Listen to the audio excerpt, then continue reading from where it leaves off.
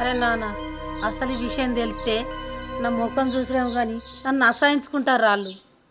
ఈ లేనిపోని ప్రేమలు ఎందుకురా? ఏమోరా, నాతో అయితలేదురా. వాళ్ళకి ఏం చెప్పుకుంటారో చెప్పుకోరు మీరు. ఈ నటించే ప్రేమ నాకు అద్దు బిడ్డ. వాళ్ళు అరుచుకున్నా అరుచుకోకపోయినా నేను ఎట్నో బతుకుతా కానీ కొట్లాడు రద్దురా.